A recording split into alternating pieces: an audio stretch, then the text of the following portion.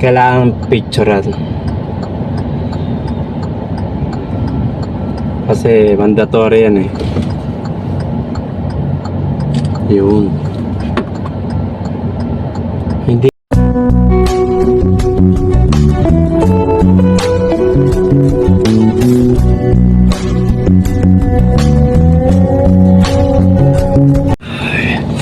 yung mga kaibigan, bali na pick up ko na yung item ko customer. Ito po isang monitor, family computer yan po, kasamang papel. Okay, ito ano niya, yan.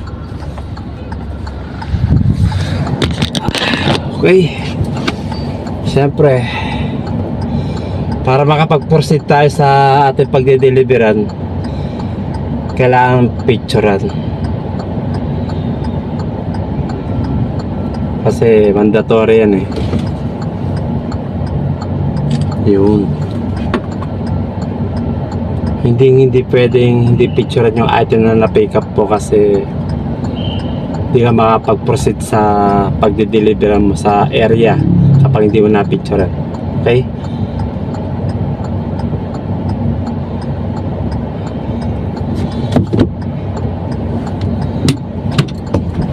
Okay.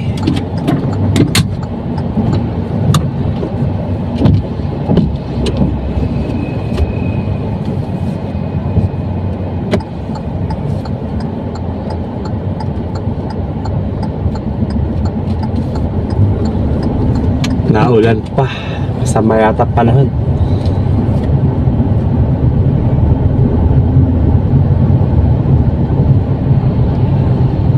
Naglo-load pa yung app ko.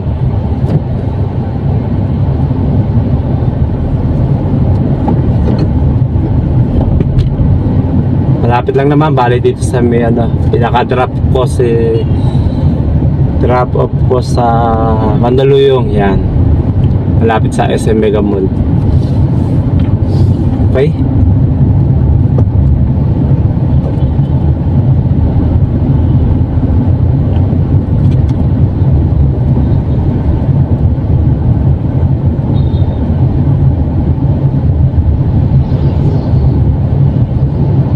Tinan mo. Dumaan tayo sa Ortigas Flyover, South Quezon City. Bali 12 minutes remaining time bago tayo makarating sa drop off. At ang layo mga kaibigan, 3.5 kilometer. Yun. Siyempre yung babayad mo saan dito sa booking na ito ay nagkakalaga 224 pesos. Yan po. At yung payment method ni customer sa akin business booking kasi company po siya. So wala akong sisingalin na cash sa customer sa pagde-deliveran ko. Mismo sa drop off, wala akong hihingin na cash na bayad kasi business booking payment method po niya. Okay? Yung iba kasi cash binabayad, diba? Umanan sa 1, EDSA. Yung iba naman binabayad through GCash. Set yung payment sa GCash number mo. Okay, mga kaibigan, yun lang po. Na-update ko po kayo sa biyahe ko, sa delivery ko dito sa Transportify. Okay, pangalawang buhay ko na po to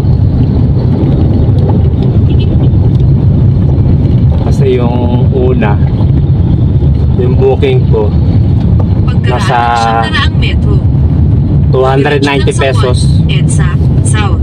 290 pesos binayad sa plus ito ngayon 224. So lumalabas na